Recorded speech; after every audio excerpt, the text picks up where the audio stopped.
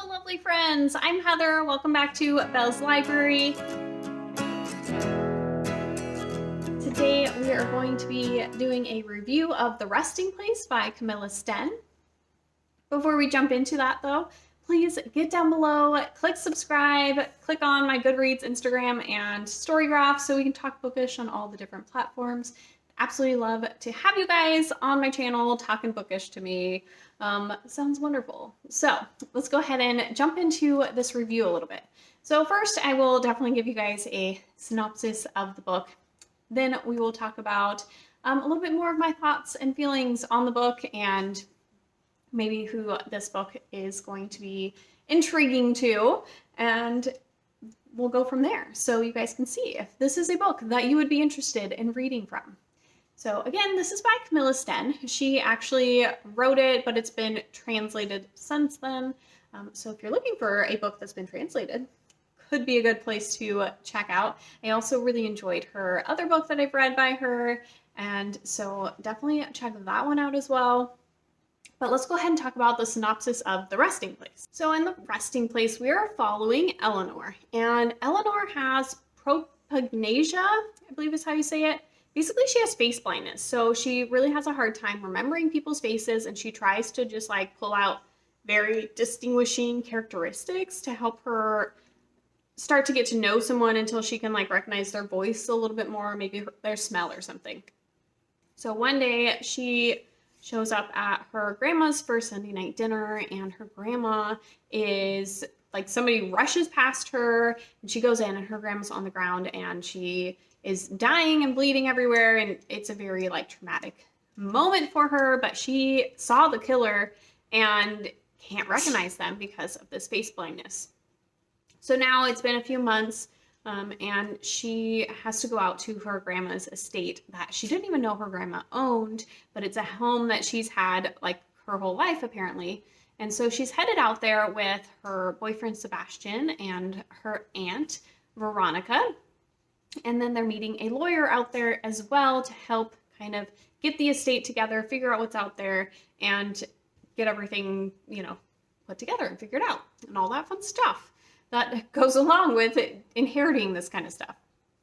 So they all head out there, and when they get there, they're trying to find the groundskeeper that kind of works the ground. They haven't been able to get a hold of him or anything like that, and they just kind of start exploring and looking around as well and seeing what is there. And in the process, some weird things start happening. Eleanor at one point thinks she sees some man standing out in the distance next to one of the other like outbuildings. She gets like pushed into like a dumbwaiter thing that's between the bedroom and the kitchen. Just some weird stuff. And she's like, what is going on? And nobody super believes her at the moment. And there's just like, there's a lot of weird stuff happening. And then they get snowed in, and things just get a little bit more hectic. So this is kind of one of those stories where you're questioning what's really going on. Is there somebody else in the house? Is it more of a paranormal thing? You're also trying to discover a little bit more of kind of these family secrets that have been happening and going on that Eleanor didn't know about, and she's kind of discovering more about.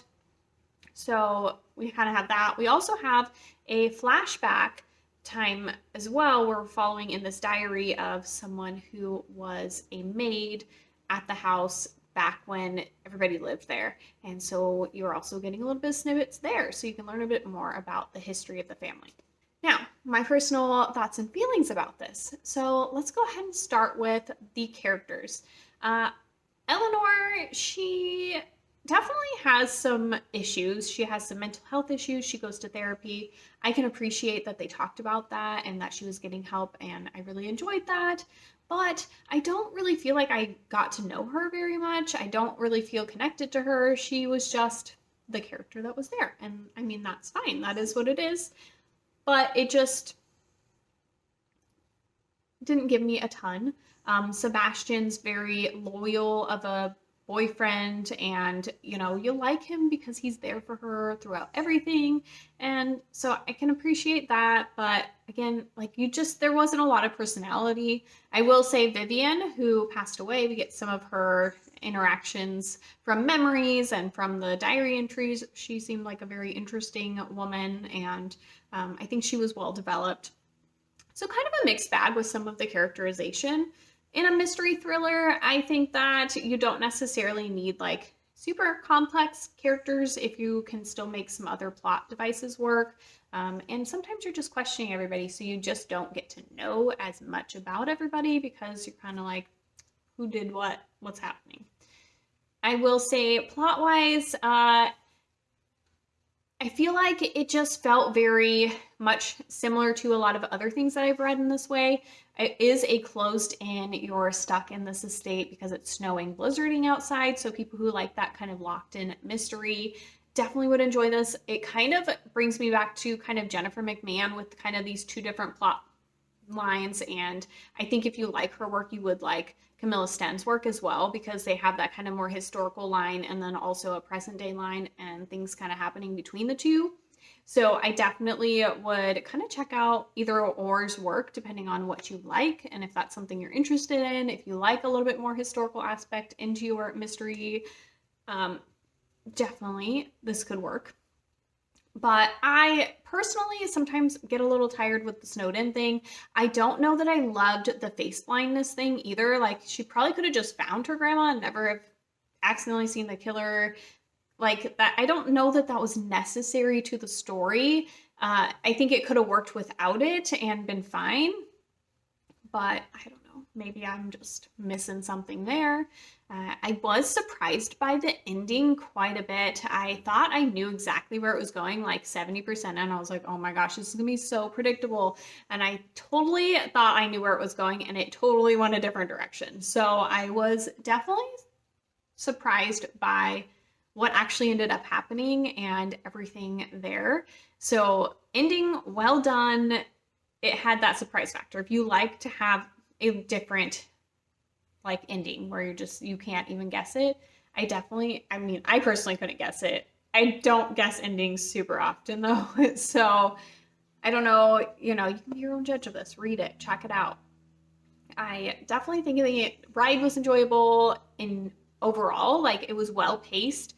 It was quick moving for most of it, but there were moments where you kind of slowed down and you got some information. I think the pacing was really well done in this book. As far as like the atmosphere of this kind of snowy area, I can definitely picture some of the areas of this house in my brain and some of the little out areas and everything like that. I don't feel like I got that feeling of being overwhelmingly cold, although it was really cold, and she did explain some of that.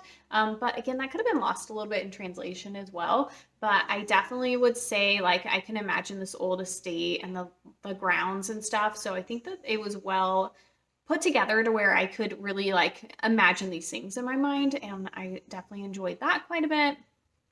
So that kind of gives you some ideas of where my mind's at with a few of the different things within the story and what I kind of thought. I will say that I ended up rating this one a 3.5 star. I definitely very much enjoyed it. It just didn't like do anything different or crazy that totally dragged me into it and was like, oh, wow, okay, I am like totally into this story. But I do think that people who really like that locked in, closed in mystery with the snowstorm kind of thing going on would like this quite a bit more. For me, I like it sometimes, but it's not like my bread and butter amazingness. I think I like a little bit more hot weather a lot of the time for whatever reason, maybe because I hate being cold. But that's kind of my overall thoughts. I definitely enjoyed it. I definitely recommend it. I really like Camilla Sten's work. I intend to pick up more from her, but it just wasn't over the top fantastic. Like, it just wasn't quite a 5-star or anything for me, but 3.5 stars is still very solid.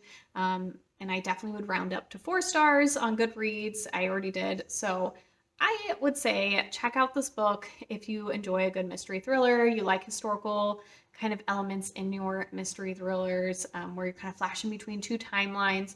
Possibly like if you like Simone St. James, but this one's not quite as, I don't know. The vibe of it is a little bit different though.